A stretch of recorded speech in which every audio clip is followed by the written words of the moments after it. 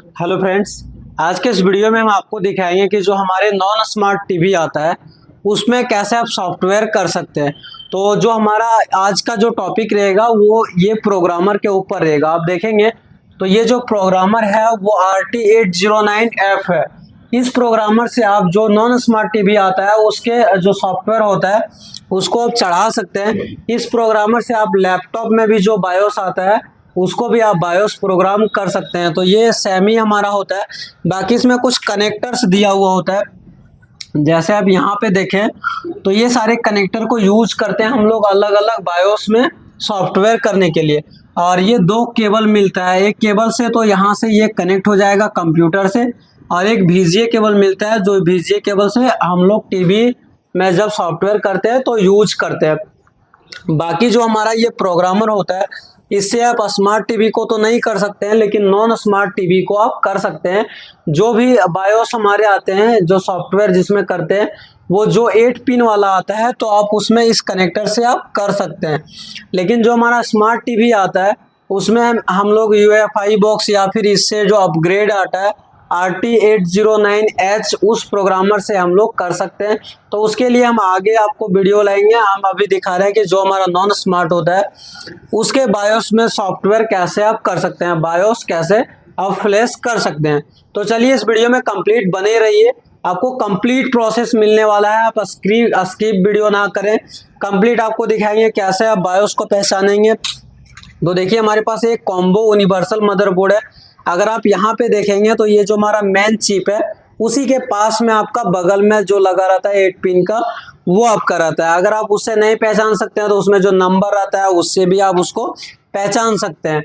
तो ये complete video आप देखते रहिए। इसको अगर आप देखते हैं तो आपको कोई और वीडियो देखने का जरूरत नहीं पड़ेगा, कंप्लीट आपको मिलेगा। बोर्ड नंबर से कैसे सॉफ्टवेयर डाउनलोड करेंगे, प्रोग्रामर से कैसे कनेक्ट करेंगे, तो कंप्लीट इस वीडियो में बने रहिए।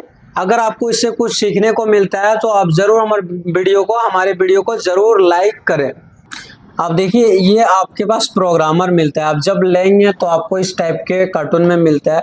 ये सब भी कुछ कनेक्टर है, इसका भी यूज करते हैं 1.8 वोल्ट के बायोस को फ्लैश करने के लिए। बाकी और भी चीज़ें मिलता है, ये सब के बारे में भी हम आपको वीडियो में दिखाएंगे।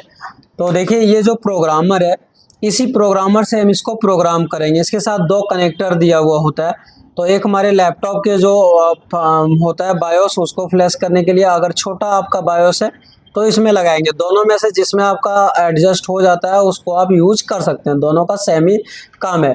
तो इसको हम हटा देते हैं दोनों को, और ये प्रोग्रामर होता है। इसके साथ में आपको दो केबल भी मिलता है, एक VGA केबल। टीवी के जो हम लोग सॉफ्टवेयर करते हैं वो दो तरीके से, एक तो आप यहाँ से VGA केबल इसमें कनेक्ट कर दीजिए, और दूसरा केबल जो आपके बोर्ड होते हैं जैसे ये बोर्ड है तो अभी यहाँ पे हम देखें तो इधर हमारा VGA पोर्ट है, तो एक साइड इसी से हम इधर कनेक्ट कर देंगे और एक हमारे प्रोग्रामर में। बाकी एक और केबल दिख रहा होगा तो इसको हम लगाएंगे यहाँ पे, और इधर USB को हम लगाएंगे लैपटॉप में। इस तरह से इसका कनेक्शन करते हैं। उसके बाद बोर्ड से VGA केबल कनेक्ट कर लेने के बाद इसमें सप्लाई दे देंगे, सप्लाई देके स्टैंड बाई मोड में इसको रखेंगे। उसके बाद हम लैपटॉप के सॉफ्टवेयर से कैसे कनेक्ट करते हैं तो आगे दिखाएंगे। अब ये प्रोग्रामर इस तरीके से आप इसको कनेक्ट कर लेंगे। देखिए इसको कैसे कनेक्ट करना है, तो इसको आप यहाँ पे लगाएंगे। लगाने के बाद ये यहाँ पे USB है तो आप अपने लैपटॉप के USB में कोई भी जगह पे लगा सकते हैं। उसके बाद हमारा जो बायोस चिप होता है ये जिसमें सॉफ्टवेयर फ्लैश करेंगे, तो देखिए ये हमारा MCU है, इसी के बगल में 8 पिन का दिख रहा होगा।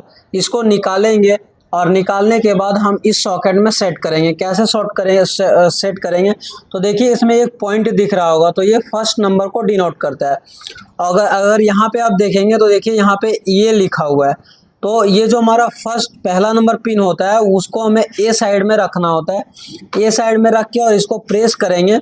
उसके बाद यहाँ पे सही से उसको सेट कर लेंगे, छोड़ देंगे तो ये बैठ जाएगा।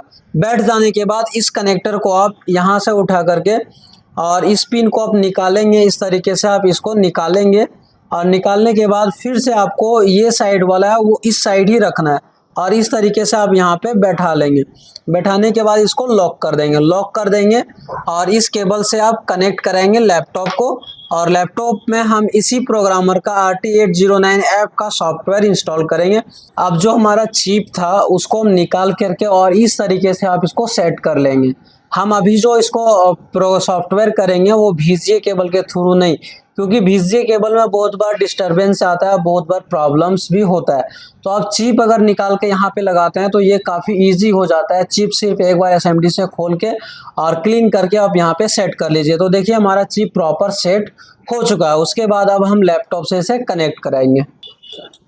चलिए अब हम अपने लैपटॉप स्क्रीन पे आ चुके हैं और जो हमारा प्रोग्रामर था वो RT809H। तो सबसे पहले हमको क्या करना होगा, तो इसी प्रोग्रामर का सॉफ्टवेयर को डाउनलोड करना होगा। तो हम एक ब्राउज़र में चले जाएंगे। यहाँ पे आने के बाद लिखेंगे RT809F, RT809F सॉफ्टवेयर प्रोग्रामर। इस पर क्लिक करने के बाद लैब 1 इनसाइड का वेबसाइट आ जाएगा। इस पर आप ओपन कर लेंगे।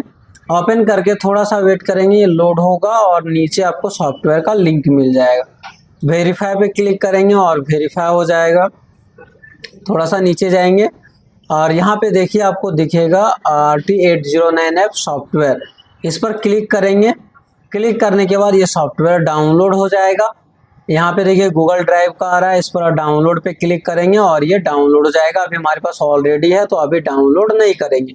डाउनलोड हो जाने के बाद जैसे आप नॉर्मली कोई भी सॉफ्टवेयर को इंस्टॉल करते हैं, डबल क्लिक करके और उसे एक्सट्रैक्ट करके और फिर आप रन करके इंस्टॉल कर लेंगे।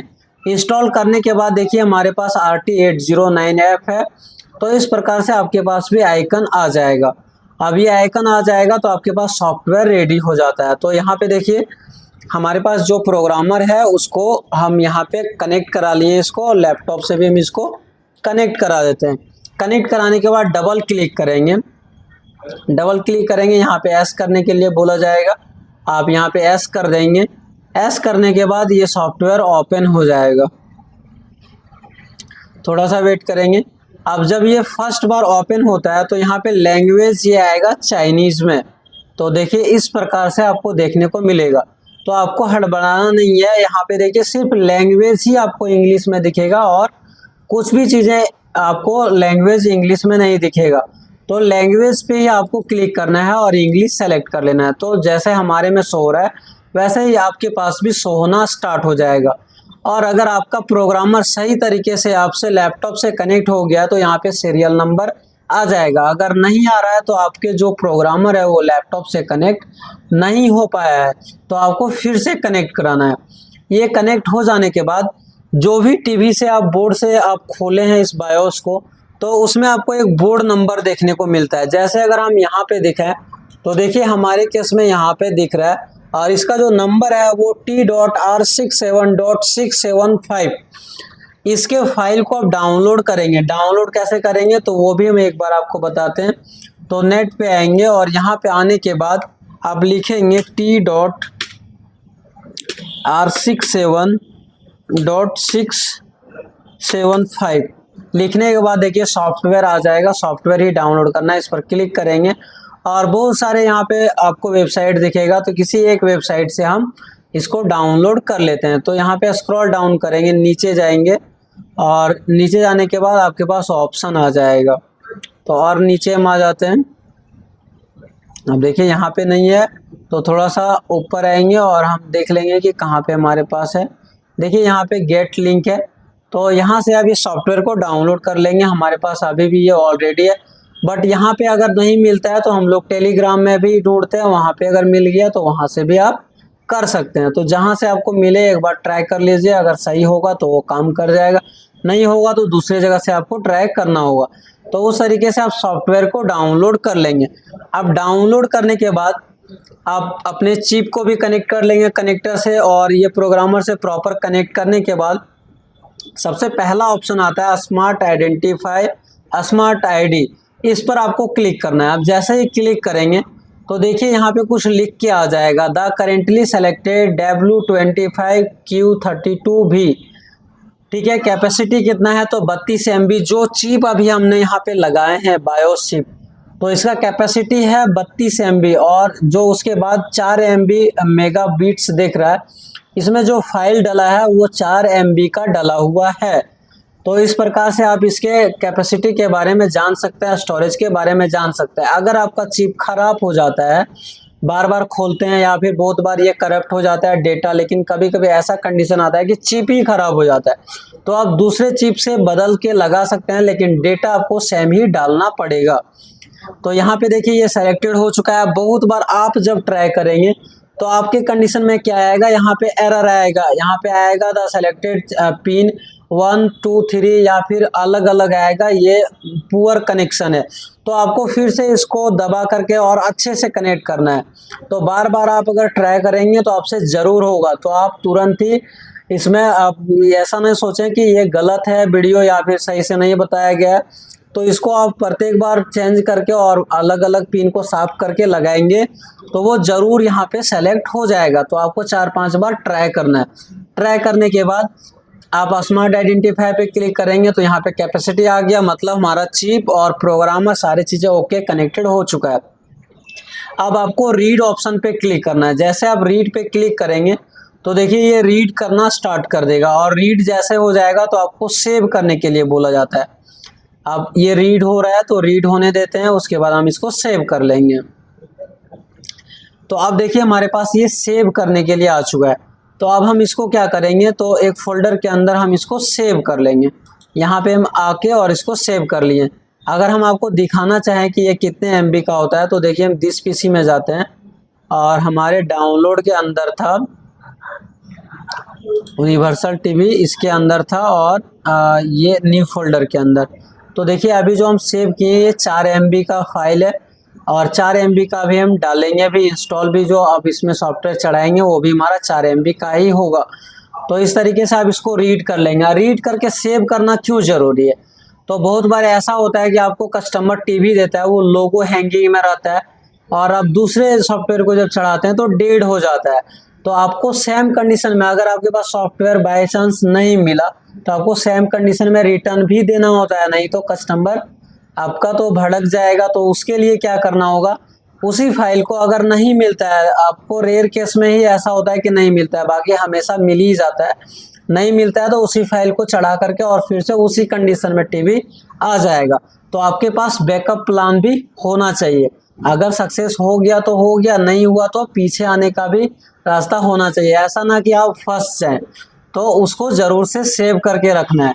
उसके बाद यहाँ पे आप ओपन पे क्लिक करेंगे और जो भी आप नया डाउनलोड किए हैं उसको आप यहाँ पे अपलोड करेंगे, आप सेलेक्ट कर लेंगे। तो देखिए एक हमारे पास ये है T. और देखिए सॉफ्टवेयर का T.R6703 ये वाला दूसरा फाइल है। तो हम एक बार मैच करा लेंगे, मैच कराने के बाद ही हम इसमें डालेंगे। तो देखिए ये हमारा ओरिजिनल फाइल, और इसी को हमको चढ़ाना है। कितने MB का है, तो 4 MB आपको यहाँ पे दिख रहा होगा। इसको सेलेक्ट कर लेंगे और ओपन पे क्लिक करेंगे। उसके बाद यहाँ पे फाइल हमारा लोड हो चुका है।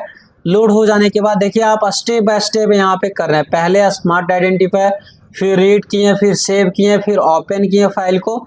अब हम राइट करेंगे, सॉफ्टवेयर को राइट करना स्टार्ट करेंगे, मतलब सॉफ्टवेयर चढ़ाना स्टार्ट करेंगे। तो राइट पे क्लिक करेंगे और ये ऑटोमेटिक पहले इरेज करेगा, फिर राइट करेगा, फिर वेरीफाई करेगा, और सारी चीज़ें आपको यहाँ पे दिखते ही जाएगा। तो देखिए ये प्रोसेस अलग अलग चल रहा है। तो ये कंप्लीट राइट हो जाएगा, उसके बाद इस चिप को हम यूज कर सकते हैं। तो थोड़ा सा वेट करते हैं। अब यहाँ पे देखिए ऑटो वेरीफाई हो रहा है, राइट सक्सेसफुल हो चुका है, ऑटो वेरीफाई हो रहा है। जब ऑटो वेरीफाई हो जाएगा तो ये सक्सेसफुली हो चुका है। अब अगर इसके अंदर किसी का अगर ये भी जिज्ञासा होता है कि इसके अंदर क्या डेटा होता क्या है, तो आप यहाँ पे बफर वाले ऑप्शन पे क्लिक करेंगे तो आपको डेटा दिख जाएगा। यही हमारे बायोस के अंदर डेटा राइट किया हुआ होता है, जो सॉफ्टवेयर भी हम लोग बोलते हैं। तो यही डेटा हमारा जब करप्ट हो जाता है एक भी डेटा, तो हमारे टीवी अलग बिहेव करने लगता है, अलग अलग प्रॉब्लम में अटक जाता है। तो इस तरीके से आप इसके डेटा को देख सकते हैं। बाकी हमारा सॉफ्टवेयर का प्रोसेस कंप्लीट हो चुका है। अगर आपको इस वीडियो से कुछ सीखने को मिला होगा तो आप हमारे चैनल को सब्सक्राइब कर सकते हैं, और अगर आपको इसी तरीके को वीडियो देखने में इंटरेस्टेड रखते हैं तो आप हमारे आने वाले वीडियो देखने के लिए, आप अगर कोई टॉपिक पे वीडियो चाहते हैं तो आप कमेंट ज़रूर करें और चैनल को सब्सक्राइब कर लीजिए।